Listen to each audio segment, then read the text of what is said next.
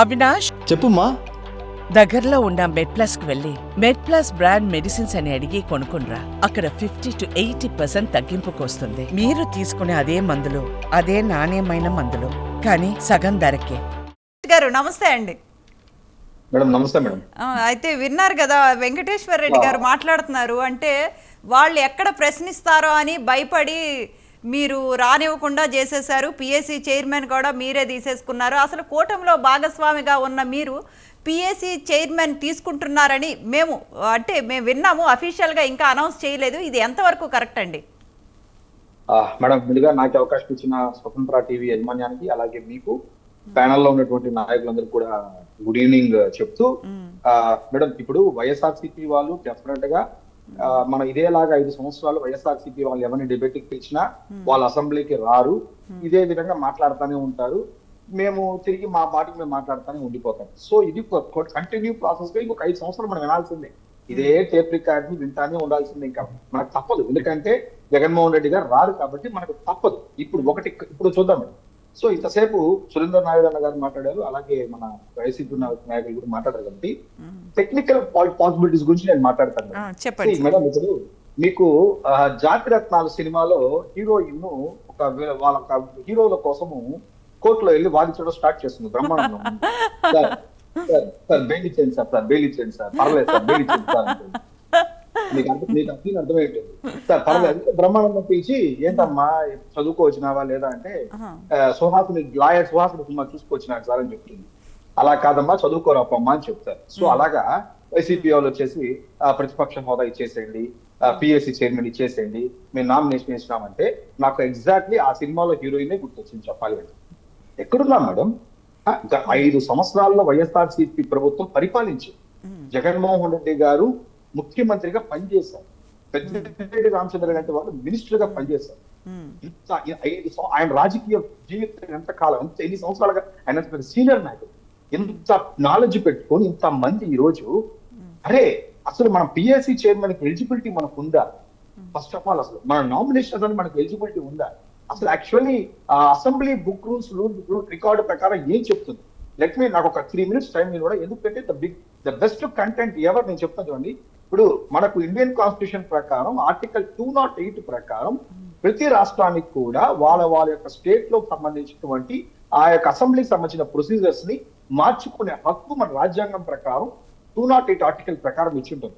అన్ని రాష్ట్రాల్లోనూ legislative assembly, legislative councils, కొన్ని రాష్ట్రాల్లో లెజిస్లేటివ్ కౌన్సిల్స్ ఉండదు. సో లెజిస్లేటివ్ కౌన్సిల్స్ కానీ లెజిస్లేటివ్ అసెంబ్లీస్ ఉన్న చోట మీరు మీ యొక్క రాజ్యాంగానికి తగ్గట్టు, మీ రాష్ట్రానికి తగ్గట్టు మార్చుకోండి అని చెప్పి ఒక రూల్ ఉంటుంది. రెండోది, ఏదైతే ఈ రోజు పిఎస్సి చైర్మన్ గురించి మాట్లాడుతున్నామో, ఇది rule 308 of the rules of procedure and conduct of business in Lok Sabha అనే ఒక దాంట్లో చాలా క్లియర్ గా మెన్షన్ చేశారు. ఇందాక అందరికీ చాలా మందికి ఏం తెలియని విషయం ఏంటంటే, అందరూ ఏమనుకుంటున్నారంటే పిఎస్సి చైర్మన్ అనగానే ప్రతిపక్ష నాయకుడికి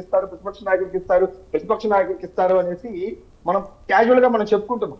అంటే మహేష్ గారు, ప్రతిపక్షానికి కాదు, మనకేంటంటే మన తెలంగాణలో కానీ ఆంధ్రాలో కూడా ఒక సంప్రదాయంగా వస్తున్న ఆనవాయితీ ప్రతిపక్షానికి ఇవ్వాలి అని మీరు చెప్తున్నారు. Rules and regulations. Yes madam, ఇప్పుడు మీకు అదే మేడం ఆ సాంప్రదాయం చెప్తాను మేడం.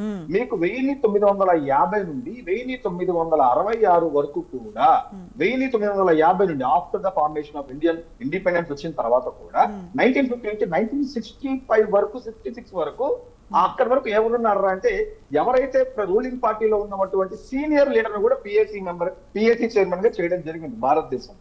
నేను చెప్పడం, భారతదేశంలో సీనియర్ మెంబర్ రూలింగ్ పార్టీలో ఉన్న వాళ్ళు కూడా చేయడం జరిగింది. ఆ తర్వాత ఏం చేశారంటే, సరే ఎవరైతే ప్రతిపక్ష నాయకుడుగా ఉంటారో వాళ్ళని తీసుకోండి అని చెప్పి నెక్స్ట్ అప్పటి నుంచి 67 నుంచి టిల్ ఇప్పటి వరకు కూడా అదే కంటిన్యూ అవుతుంది. సో అప్పుడు ప్రతిపక్ష నాయకుడు ఉన్నప్పుడు ఏంటంటే కాన్సెప్ట్ ఏంటంటే, డెఫినెట్ గా ఒక 10% అనేది వాళ్ళకి కావాల్సినటువంటి 10% ఉండాలని ఒక బేసిక్ ఆ పాయింట్ మీద వెళ్ళారు. మొన్న కూడా కేసీ వేణుగోపాల్ గారు కూడా ఆ విధంగా తీసుకెళ్లి పార్లమెంట్ లో చేయడం జరుగుతుంది. ఇదే మనకు అప్లికేబుల్ అవుతుంది స్టేట్ లో కూడా చెప్పాలి. ఇక్కడ ఫస్ట్ ఆఫ్ ఆల్ ఏంటంటే, మనకి ఇక్కడ జగన్మోహన్ రెడ్డి గారు ఫస్ట్ ఆఫ్ ఆల్ ఆ యొక్క ప్రతిపక్ష హోదా అనేది ఇవ్వరు, డెఫినెట్లీ ఇవ్వరు. ఇంకోటి ఏంటంటే, first time in the history ఎప్పుడు కూడా ఇంత హిస్టరీ ఎప్పుడు ఏపీ ఎలక్షన్ రిజల్ట్స్ లో ఇంతవరకు ఎప్పుడు కనబడలేదు.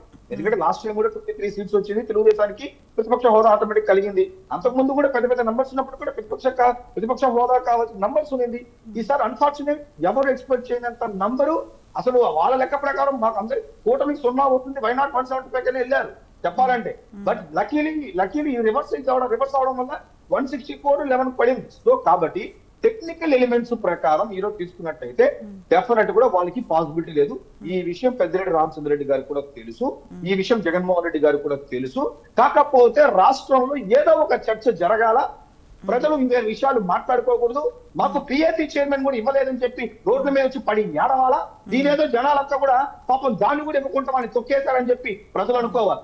మీరు రాజ్యాంగాలు చదవరు, మీరు పుస్తకాలు చదవరు, మీరు కోర్టు తీర్పులు పట్టించుకోరు, భారతదేశంలో ఏ రాష్ట్రాల్లో ఏం జరుగుతుందో మనం చూడము.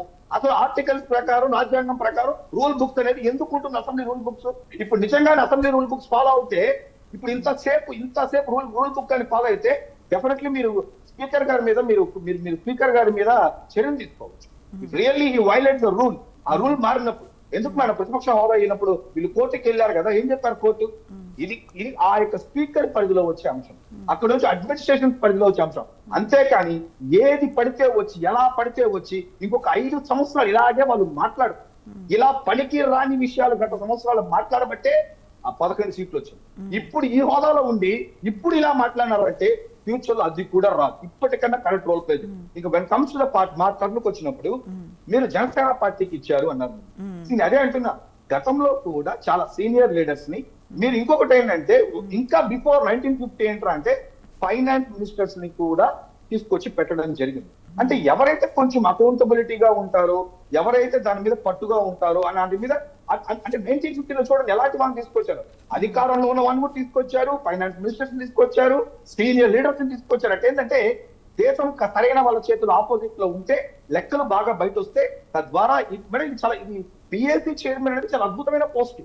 అంటే ప్రభుత్వాన్ని ఎంతకంటే అవకాశం ఉన్నటువంటి ఒక అధికారం అని చెప్పాలి. అంటే మీకు గవర్నమెంట్ లో ఉంటుండగా మీరు ఇంకేం ఎండగడతారండి మహేష్ గారు? అసలు పిఎస్సి చైర్మన్ కి కొన్ని rules and regulations, PSC chairman కి కొన్ని డ్యూటీస్ ఉంటాయి. అలాంటి డ్యూటీస్ ఫర్ ఎగ్జాంపుల్ ఇప్పుడు responsible for government revenue and expenditure కానీ, లేకపోతే ఫైనాన్షియల్ అకౌంటబిలిటీ కానీ, ఇవన్నీ కూడా అంటే మీకు మీరే చేసేసుకుంటారా? అంటే మీరు ఎవరికి రెస్పాన్సిబుల్ గా ఉండరా? మేడం ఎంత అంటే అదే మేడం. ఇప్పుడు చూడండి, ఇప్పుడు రూల్ ప్రకారం ఇది టీడీపీ వాళ్ళు కూడా తీసుకోవచ్చు. అదేమి ఇప్పుడు పిఎస్సి చైర్మన్ సంబంధించి అంత ఎందుకు మేడం? చిన్న ఎగ్జాంపుల్ మీకు తెలంగాణలో ఏం జరిగింది మేడం? తెలంగాణలో ఆర్కే పూడి గాంధీ గారు కాంగ్రెస్ ఎమ్మెల్యే నుంచి బీఆర్ఎస్ ఎమ్మెల్యేగా గెలిచి కాంగ్రెస్ లో జాయిన్ అయ్యారు. కాంగ్రెస్ లో చేరినట్టు గాంధీ గారికి ఏమి ఇచ్చారు? కాంగ్రెస్ రేవంత్ రెడ్డి గారు పిఎస్సి చైర్మన్ ఇచ్చారు. ఆ రోజు బయట వచ్చి వీళ్ళంతా ఏమన్నారు? ఎవరు ఈ యొక్క హరీష్ రావు గారు కానీ, గంగుల కమలాకర్ గాని, ప్రకాష్ రెడ్డి గారు కానీ వీళ్ళంతా వచ్చి ఏం చెప్పారు? అది ఎలా ఇస్తారండి, మా పార్టీ వాళ్ళు అన్నారు. అలా అంతా సంబంధం లేదు, ఆయన ఇప్పటికీ బీఆర్ఎస్ పార్టీలోనే ఉన్నారు, ఆయన బీఆర్ఎస్ పార్టీ చెందిన వ్యక్తే, మేము ఆయనకే ఇచ్చామని చెప్పారు.